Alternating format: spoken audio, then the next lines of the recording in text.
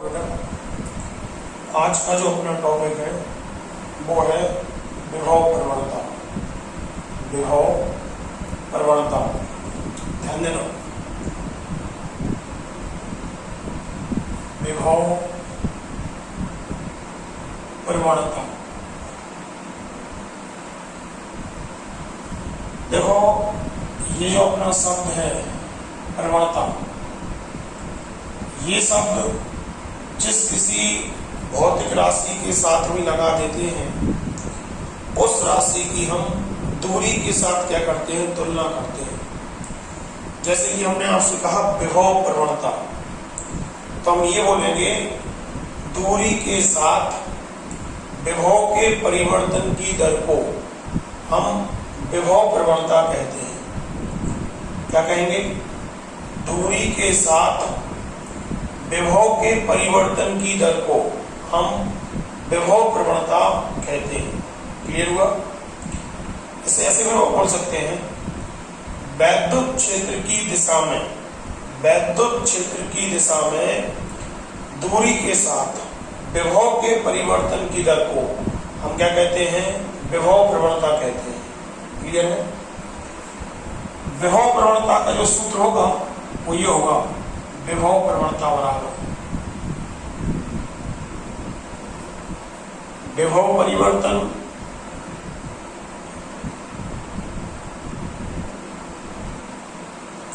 बटे दूरी परिवर्तन। विभव परिवर्तन बटे दूरी परिवर्तन, है ना? इसी को अपन ऐसे भी लिख सकते हैं, क्या? विभव प्रवणता बराबर डेल्टा V अपॉन में delta x, delta V upon में डेल्टा x। विभव प्रवणता को प्रायः ऋण चिन्ह के साथ प्रदर्शित किया जाता है। कौन से चिन्ह के साथ बेटा? ऋण चिन्ह के साथ, इसके साथ प्रदर्शित किया जाता है। इसका रीजन ये है कि वैद्युत क्षेत्र की दिशा में आगे की ओर बढ़ने पर विभव का जो मान है वो हमेशा क्रमशः क्या होता है? घटता जाता है। वैद्युत क्षेत्र की दिशा में आगे की ओर जाने पर विभव का जो मान है वो क्रमशः क्या होता है? घटता जाता है। विभव प्रवणता के सूत्र में जो ऋण चिन्ह है वो इसी बात को क्या करता है? स्पष्ट करता है कि वैद्युत क्षेत्र की दिशा में हम जैसे जैसे आगे की ओर बढ़ते हैं तो विभव का मान क्रमशः क्या होता है? घटता जाता है। ठीक है? अगर हम इसका मात्रक बनाएं विभव प्रवणता का, तो डेल्टा V विभव परिवर्तन है। विभव परिवर्तन का मात्रक विभव के बराबर होगा, यानी कि वोल्ट। डेल्टा x क्या है? दूरी परिवर्तन है, तो दूरी परिवर्तन का मात्रक क्या होगा? मीटर। तो इसका मात्रक आ जाएगा वोल्ट प्रति मीटर। अगर हम इसकी विमा बनाए बेटा, क्या बनाए? विमा। डेल्टा V क्या है? विभव परिवर्तन। विभव परिवर्तन की विमा होगी विभव के बराबर। अब सपोज दैट कि हमारे लिए विभव की विमा याद नहीं है तो विभव की विमा तुरंत निकाल लेंगे। वैद्युत विभव का सूत्र क्या होता है? V बराबर W अपॉन में Q होता है। बोलो V, W का मान क्या है? mL2 T माइनस में 2। Q का मान क्या है? बड़े ब्रैकेट में 80। V बराबर बोलो क्या आ जाएगा? mL2 T minus 3 A minus में 1।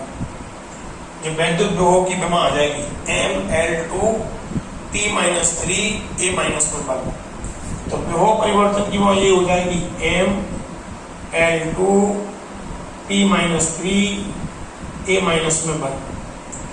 नीचे क्या है? डेल्टा x, दूरी परिवर्तन। दूरी परिवर्तन की विमा दूरी के बराबर होगी तो L। एक L से एक L कैंसिल कर देंगे तो क्या हो जाएगा? mL T minus 3 A minus 1। mL T minus 3 A minus 1। ये विभव प्रवणता की विमा हो गई। ये विभव प्रवणता का मात्रक है, ये विभव प्रवणता का सूत्र है। ध्यान रखना, क्या बोली परिभाषा मैंने? दूरी के साथ विभव के परिवर्तन की दर को हम विभव प्रवणता कहते हैं। क्लियर है? ओके। नेक्स्ट जो अपना टॉपिक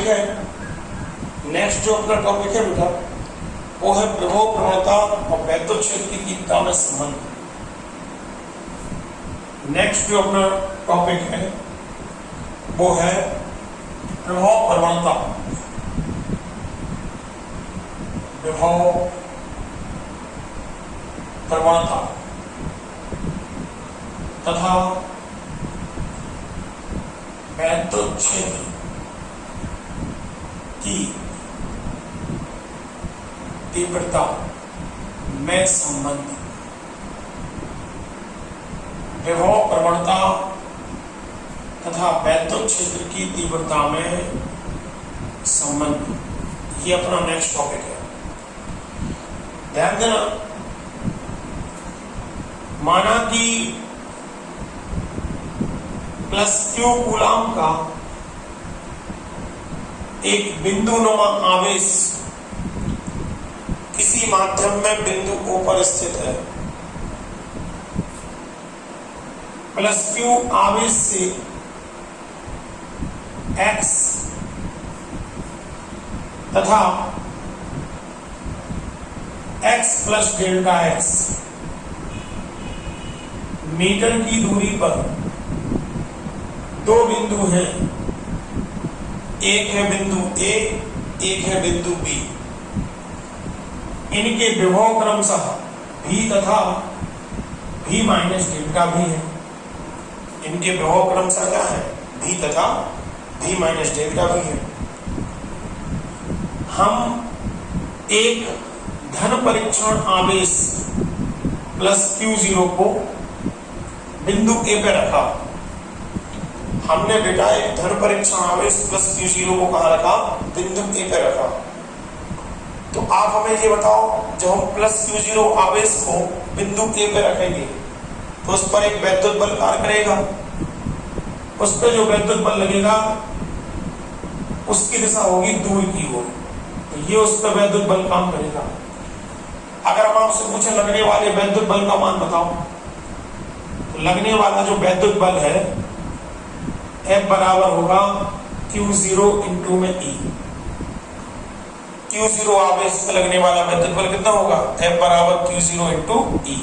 अच्छा, अब जो है हम Q0 आवेश को बिंदु A से बिंदु B तक ले जा रहे हैं। Q0 आवेश को बिंदु A से B तक ले जाने में किया गया कार्य Q0 आवेश को बिंदु A से B तक ले जाने में किया गया कार्य W बराबर बल गुणा विस्थापन होगा। बल कितना है? F। विस्थापन कितना है? Delta x। तो कितना हो गया? W बराबर F into delta x। Clear है? इसे दे दो आप समीकरण नंबर 1। अगर हम आपसे पूछे कि आप हमें बिंदु A और बिंदु B के बीच का विभवांतर बताओ, क्या? चूंकि बिंदु A व B के मध्य का विभवांतर डेल्टा V बराबर क्या होगा? विभवांतर डेल्टा V बराबर होगा, विभवांतर डेल्टा V बराबर W अपॉन में Q0। ठीक है, W क्या है? Q0 आवेश को बिंदु A से बिंदु B तक ले जाने में किया गया कार्य। Q0 क्या है? आवेश का मान। विभवांतर का सूत्र ये होगा। भैया अगर हम W का जो मान है F इंटू डेल्टा एक्स वो उठा के यहाँ रख दें तो कितना हो जाएगा? ये है डेल्टा V बराबर F into delta x upon में Q0। F का मान कितना था? वैद्युत बल का मान Q0 इंटू E। तो डेल्टा V बराबर Q0 इंटू E इंटू में डेल्टा एक्स अपॉन में Q0। Q0 से Q0 कट जाएगा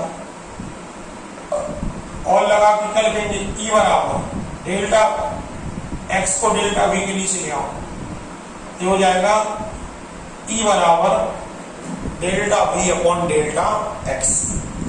ये विद्युत क्षेत्र की तीव्रता E और delta v upon delta x ये कहलाएगी विभव प्रवणता। दोनों के बीच में क्या आ गया, संबंध आ गया।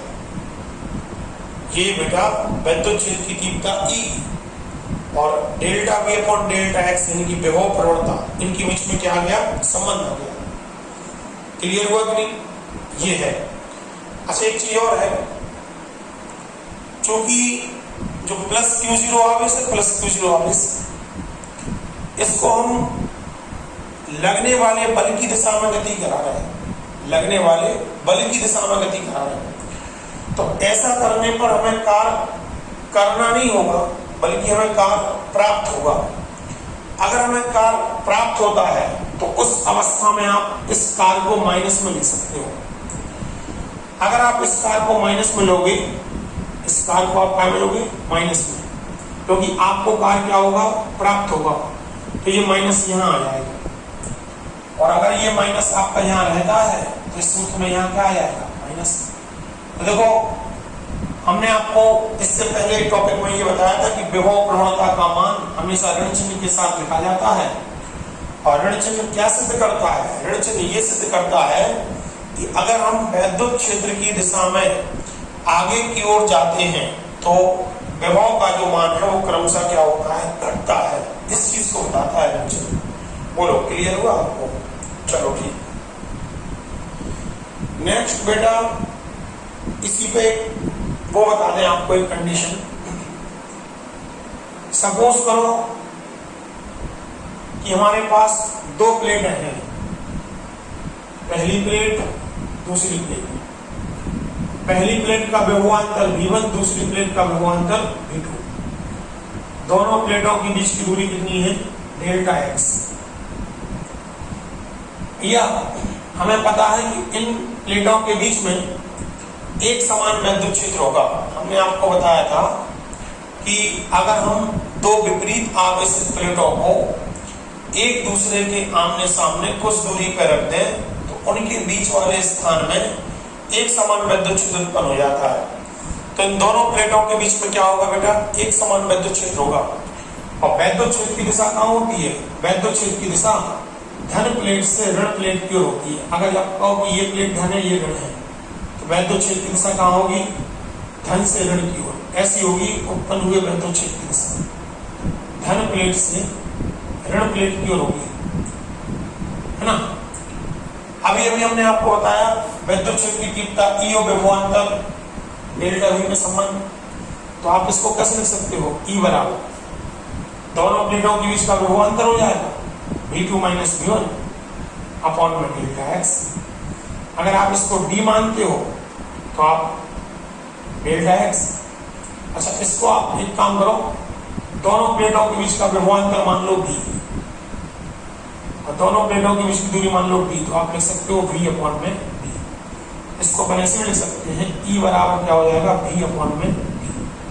इस सूत्र का उपयोग अपन लोग कई जगह करेंगे, है ना। चलो ठीक है। नेक्स्ट जो अपना टॉपिक है,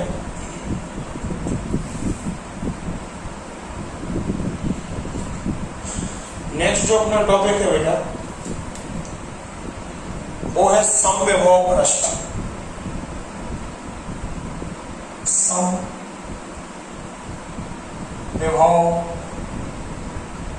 पृष्ठ, ध्यान देना।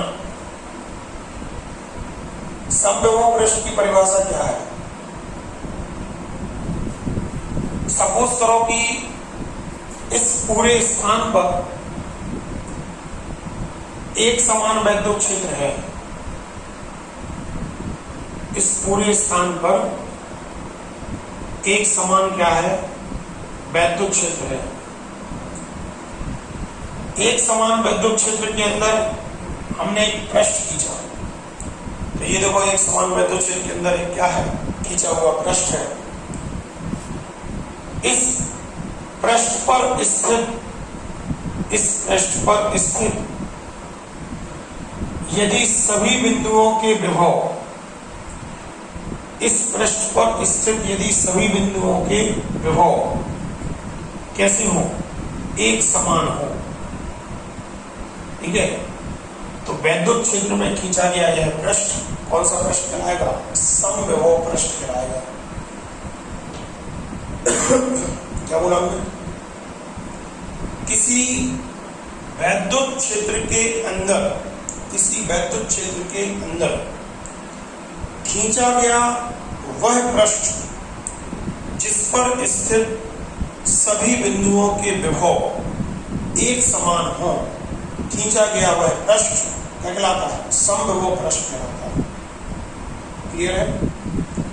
वैद्युत क्षेत्र के अंदर खींचा गया वह पृष्ठ जिस पर स्थित सभी बिंदुओं के विभव एक समान हो, वह पृष्ठ समविभव पृष्ठ कहलाता है। क्लियर। नेक्स्ट कुछ विशेषताएं देखना। समविभव पृष्ठ जो होता है वह हमेशा वैद्युत क्षेत्र की दिशा के लंबवत होता है। समविभव पृष्ठ जो होता है ना, वो हमेशा कैसा होता है, वैद्युत क्षेत्र की दिशा के लंबवत होता है। यानी कि अगर आप ये कहो कि ये समविभव पृष्ठ है, तो अगर हम इसके लंबवत एक रेखा खींचे ये, तो या तो हमारे वैद्युत क्षेत्र की दिशा ये होगी या हमारे वैद्युत क्षेत्र की दिशा ये होगी। यानी कि हम ये कह सकते हैं कि समविभव पृष्ठ हमेशा वैद्युत क्षेत्र की दिशा के लंबवत होता है। मतलब समविभव पृष्ठ के लंबवत खींची जाने वाली रेखा वैद्युत क्षेत्र की दिशा को क्या करती है, प्रदर्शित करती है। अगर आपने कहा कि हमारा समविभव पृष्ठ ये है, तो समविभव पृष्ठ के लंबवत मतलब ये हमारे वैद्युत क्षेत्र की क्या होगी, दिशा होगी, या तो ऊपर की ओर या नीचे की ओर।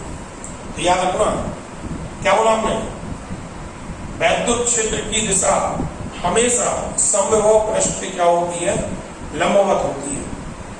यानी कि समविभव पृष्ठ के लंबवत खींची जाने वाली रेखा वैद्युत क्षेत्र की दिशा को क्या करती है, प्रदर्शित करती है। देखो बेटा, जो समविभव पृष्ठ है, इस पे स्थित जितने भी बिंदु हैं, सभी बिंदुओं के विभव कैसे हैं, एक समान। अब अगर हम किसी आवेश को एक बिंदु से दूसरे बिंदु तक ले जाते हैं, अब अगर हम किसी आवेश को एक बिंदु से दूसरे बिंदु तक क्या करते हैं, ले जाते हैं, तो समविभव पृष्ठ पर किसी आवेश को एक बिंदु से दूसरे बिंदु तक ले जाने में किया गया कार्य हमेशा कितना होगा, जीरो होगा। किया गया कार्य कितना होगा, जीरो। क्यों? क्योंकि एक बिंदु से दूसरे बिंदु तक जाने में किए गए कार्य का सूत्र क्या होता है, W बराबर Q इंटू डेल्टा V होता है। क्यों का है, आवेश का मान, डेल्टा V क्या है, विभवांतर। अब समविभव पृष्ठ के सभी बिंदुओं के विभव कैसे हैं, समान। तो किन्हीं भी दो बिंदुओं के बीच में विभवांतर कितने का होगा, जीरो। अगर विभवांतर जीरो है तो किया गया कार्य भी कितना होगा, जीरो। इस सूत्र में आप इसका मान रखो, Q इंटू जीरो बराबर कितना, जीरो आएगा। तो किया गया कार्य कितना होगा, जीरो होगा। बोलो क्लियर है। याद रखना बेटा, समविभव पृष्ठ जो है, समविभव पृष्ठ, अगर हम आपको उनकी विशेषता बताएं तो एक चीज याद रखना कि दो समविभव पृष्ठ कभी भी एक दूसरे को काट नहीं सकते।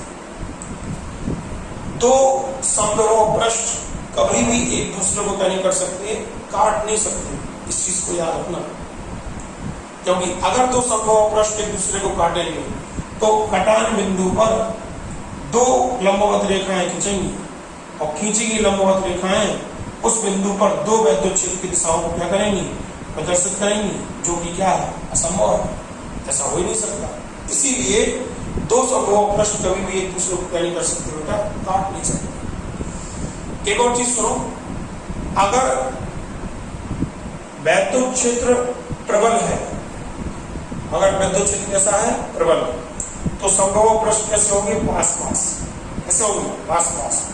और अगर वैद्युत क्षेत्र दुर्बल है तो समविभव पृष्ठ कैसे होंगे, दूर दूर। अगर वैद्युत क्षेत्र प्रबल है तो समविभव पृष्ठ पास पास होंगे, अगर वैद्युत क्षेत्र दुर्बल है तो समविभव पृष्ठ कैसे होंगे, दूर दूर होंगे। ये विशेषताएं आपको याद रहेंगी। एक बार पूरी परिभाषा बोलो। वैद्युत क्षेत्र के अंदर खींचा गया वह पृष्ठ जिस पर स्थित सभी बिंदुओं के विभव एक समान हो, वह पृष्ठ समविभव पृष्ठ कहलाता है। पहली बात, समविभव पृष्ठ के किसी भी बिंदु पर वैद्युत क्षेत्र की दिशा सदैव पृष्ठ के लंबवत होती है। समविभव पृष्ठ के किसी बिंदु पर वैद्युत क्षेत्र की दिशा सदैव कैसी होती है? पृष्ठ के लंबवत होती है। क्लियर है? समविभव पृष्ठ के एक बिंदु से दूसरे बिंदु तक आवेश को ले जाने में किया गया कार्य शून्य होता है, क्योंकि किन्हीं भी दो बिंदुओं के बीच का व्यवहार 0 होगा। नेक्स्ट है कि समविभव पृष्ठ कभी भी दो समविभव पृष्ठ एक दूसरे को आपस में क्या नहीं कर सकते? काट नहीं सकते, है ना। नेक्स्ट है कि अगर वैद्युत क्षेत्र कैसा है? प्रबल है, तो समविभव पृष्ठ पास पास होंगे। अगर वैद्युत क्षेत्र कैसा है? दुर्बल है, तो समविभव पृष्ठ कैसे होंगे? दूर दूर होंगे। एक और चीज सुनो, अगर सपोज करो कि हमारा वैद्युत क्षेत्र एक समान है, अगर सपोज करो कि हमारा वैद्युत क्षेत्र एक समान है, एक समान वैद्युत क्षेत्र को हम कैसे प्रदर्शित करते हैं? एक समान वैद्युत क्षेत्र को हम समांतर बल रेखाओं के द्वारा प्रदर्शित करते हैं, जो एक दूसरे से क्या हो? समदूरस्थ। अगर वैद्युत क्षेत्र एक समान है तो समविभव पृष्ठ समतल होगा। अगर वैद्युत क्षेत्र एक समान है तो समविभव पृष्ठ कैसा होगा? समतल होगा। समविभव पृष्ठ समतल होगा। क्लियर? ध्यान देना, अगर कोई बिंदुनुमा आवेश है, ऐसा आवेश है बिंदुनुमा, तो उसके चारों ओर आप स्मॉल r मीटर त्रिज्या का एक गोला खींचो। इस कंडीशन में इस गोलीय पृष्ठ की सतह पर जितने भी बिंदु होंगे, सभी बिंदुओं का विभव कैसा होगा? एक समान होगा। अगर सभी बिंदुओं का विभव एक समान है तो खींचा गया गोलीय पृष्ठ क्या कहलाएगा? गोलीय समविभव पृष्ठ कहलाएगा। क्या कहलाएगा? गोलीय समविभव पृष्ठ कहलाएगा। गोलीय समविभव पृष्ठ। अगर मान लो हमारा जो आवेश है वो रेखीय है, रेखीय मतलब एक छड़ है, छड़, उस छड़ पे मान लो आवेश है ना। तो इस कंडीशन में आप इसके चारों ओर स्मॉल r मीटर त्रिज्या का एक बेलनाकार पृष्ठ खींच लो। इस कंडीशन में आप इसके चारों ओर कर लो, स्मॉल r मीटर त्रिज्या का एक बेलनाकार पृष्ठ खींच लो। ये जो बेलन की वृत्तीय सतह होगी, ये जो बेलन की कौन सी सतह होगी बेटा?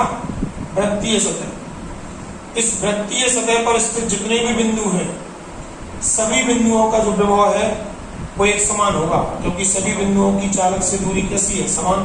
तो सभी बिंदुओं पे विभव भी कैसा होगा? समान।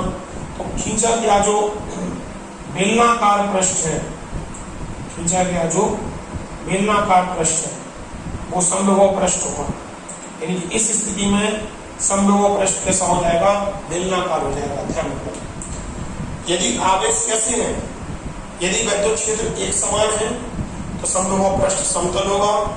अगर बिंदुनुमा आवेश है तो उसके चारों ओर स्मॉल r मीटर त्रिज्या का आप गोलीय पृष्ठ खींचो तो खींचा गया समविभव पृष्ठ गोलीय होगा। अगर आवेश रेखीय है, मतलब एक छड़ के रूप में है, तो उसके चारों ओर आप स्मॉल r मीटर त्रिज्या का एक बेलनाकार पृष्ठ खींचो, तो इस अवस्था में आपका जो समविभव पृष्ठ है वो बेलनाकार होगा। क्लियर है? चलो ठीक। इसके बाद जो अपना नेक्स्ट टॉपिक है बेटा, इसके बाद जो अपना नेक्स्ट टॉपिक है वो है एक इलेक्ट्रॉन वोल्ट। एक इलेक्ट्रॉन वोल्ट। हमें आपसे एक इलेक्ट्रॉन वोल्ट की परिभाषा चाहिए। क्या की परिभाषा चाहिए हमें? एक इलेक्ट्रॉन वोल्ट की हमें आपसे परिभाषा चाहिए। एक इलेक्ट्रॉन वोल्ट को हम ऐसे भी प्रदर्शित कर सकते हैं, है ना। ध्यान देना हमारी बात पर बेटा। सपोज करो कि ये दो बिंदु हैं, ठीक है।